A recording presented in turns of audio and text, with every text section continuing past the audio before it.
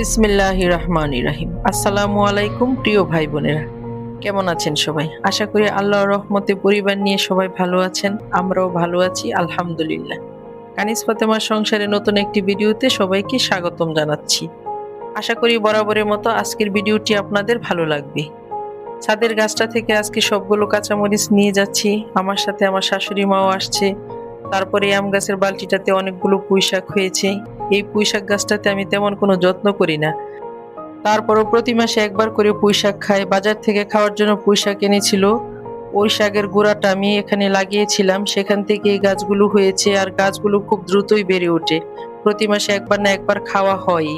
তো আজকে আমাদের অনেক খুশির দিন। আজকে বেশ কয়েক মাস পরে বাচ্চারা তাদের নানা বাসায় যাবে। তাদের অপেক্ষার পালা শেষ, ফাইনাল পরীক্ষা শেষ।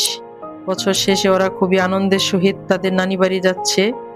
আমরা যাওয়ার জন্য এখানে ব্যাগপত্র সব গুছিয়ে নিয়েছি। দেখে মনে হচ্ছে আমরা বেশ কয়েক মাস থাকবো, না হয় দেশের বাইরে কোথাও বেড়াতে যাচ্ছি।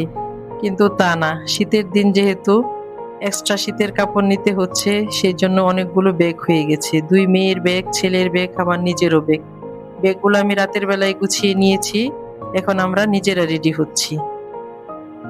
আমার দুই মেয়ে বাসে যেতে পছন্দ করে, গাড়ি দিয়ে যেতে পছন্দ করে না। এই প্রাইভেট গাড়িগুলোতে কেমন জানি একটা গন্ধ লাগে, বমি বমি ভাব আসে, কোনো সময় আবার বমি করিয়ে দেয়।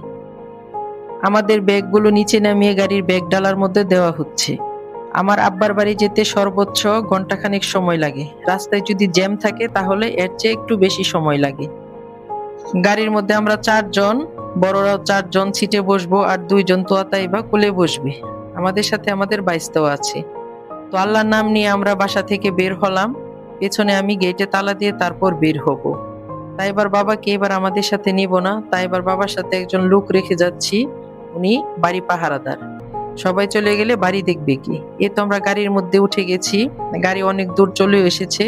তাই এবার বসছে তাই এবার ভাইয়ার কোলে, আর পিছনে তোয়া বসছে তোয়ার আম্মুর কোলে। এভাবে আমরা যাচ্ছি। তো আমার শাশুড়ি মা প্রায় 5 বছর হবে, 5 বছর পর আমার আব্বার বাসায় যাচ্ছে। এই 5 বছরের মধ্যে আমার দুই পরিবার থেকে 2 জন গুরুত্বপূর্ণ ব্যক্তিকে হারিয়েছি। প্রথমে আমার আম্মা অসুস্থ হয়ে আল্লাহর ডাকে সাড়া দিয়ে এ দুনিয়া ছেড়ে চলে যায়। যখন আমার আম্মা মারা যায় তখন আমার শাশুড়ি আসছিল 4 দিনের মিলাদ শেষ করে। তখন উনি যায়, 4 দিনই আমাদের বাসায় ছিল। আমার আম্মা মারা যাওয়ার পরে আমার শ্বশুর অসুস্থ হয়। শ্বশুর অসুস্থ অবস্থায় প্রায় 3 বছর বেঁচে ছিলেন। তখন উনি মারা যাওয়ার পরে আর বাড়ি খালি রেখে যেতে পারি না। কোথাও গেলে শাশুড়ি গেলে আমি যেতে পারি না, আমি গেলে শাশুড়ি যেতে পারে না। তো এই দুটানার মধ্যেই 5 বছর হয়ে যায় আমার শাশুড়ি মার আমাদের বাসায় আসতে পারে না।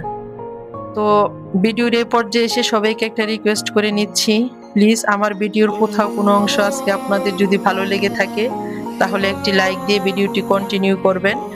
আপনার একটি মূল্যবান লাইক আমার কাছে খুবই গুরুত্বপূর্ণ। আপনার একটি লাইক আমার ভিডিওটিকে আরো 5 জনের কাছে পৌঁছে দিতে সাহায্য করবে। আপনি যদি এখন আমার চ্যানেলটিকে সাবস্ক্রাইব করে না থাকেন তাহলে প্লিজ চ্যানেলটিকে সাবস্ক্রাইব করে দিবেন। এই তো আমাদের বাড়ির রাস্তার ভিতর ঢুকে গেলাম। প্রথমে গেল আমার চাচার বাড়ি, এটা আরেকটা চাচার বাড়ি। এখানে সিরিয়াল ধরে আমার চাচার বাড়ি, তারপর এটা হচ্ছে 3 নাম্বার চাচার বাড়ি। 3 নাম্বার চাচার বাড়ির পরে হয়েছে 4 নাম্বার চাচার বাড়ি। এই যে এটা 4 নাম্বার চাচার বাড়ি। এখানে চাচা বসে কার সাথে যেন কথা বলতেছে। তারপর এটা হলো আমাদের বাপ চাচাদের সাবেক বাড়ি, মানে আমার দাদার বাড়ি। আমার দাদা এই বাড়িতে থাকতেন। তো সামনে আমার আব্বার বাড়ি। এই বাম সাইডে দেখা যাইতেছে রাজা হাঁসের সামনে, এটাও আমার চাচার বাড়ি। আমি একটা কথা বলতে ভুলে গিয়েছিলাম, আমি যে গাড়ি দিয়ে আসছি এটা হচ্ছে আমার চাচা দেবরের গাড়ি। আর এই তো আমার আব্বার বাড়ি। বাড়িতে ঢুকেই দেখি দুপুরে খাবার দাবার রেডি হয়ে করে রেখেছে। এখানে আছে বেগুন ভাজা, তারপর মুরগির রোস্ট, এটাতেও মুরগির রোস্ট, সেই সাথে আছে নদীর দেশি পুঁটি মাছ ভাজা। তো শীতকাল যেহেতু ঘরের মধ্যে শীত বেশি, উঠানের মধ্যে আমাদের সবাইকে খেতে দিয়েছে। এই যে আমার চাস্তা দেবরকে আমার ভাবি খাবার তুলে দিচ্ছে, বলতেছে আমি এত বড় মুরগির পিস খাবো না। তো ভাবি বলতেছে মেহমান আসছেন, খেতে তো হবেই। তো এই যে সবাই এখানে খেতে বসছে, ভাই ভাইস্তারা সবাই আছে। আমরা 3 ভাই বোনের ফ্যামিলি মিলে 15 জন লোক হবে। তো খাওয়া দাওয়া করতেছি, আর এই পাশে আমার ভাই পোলাওর পাতিলের সামনে বসে আছে, এখান থেকে বেড়ে বেড়ে দিচ্ছে। আর ঘরের ভিতর আমার শাশুড়ি মা খাচ্ছে, এখানে আমার ভাবি দাঁড়িয়েছে, কি লাগবে না লাগবে দেখে শুনে খাওয়াচ্ছে। তাই এবার আব্বু যেহেতু আসেনি, তাই এবার আব্বুর জন্য খাবারটা রেডি করে দিয়েছি। এখানে আছে আস্ত দেশি মুরগির রোস্ট, পুঁটি মাছ ভাজা, গরু গোস্তের তরকারি, সাথে আছে পোলাও ও সালাদ। আজকের মতো ভিডিও থেকে এখানেই বিদায় নিচ্ছি। দেখা হবে নতুন কোনো ভিডিওতে। আল্লাহ হাফেজ। আসসালামু আলাইকুম।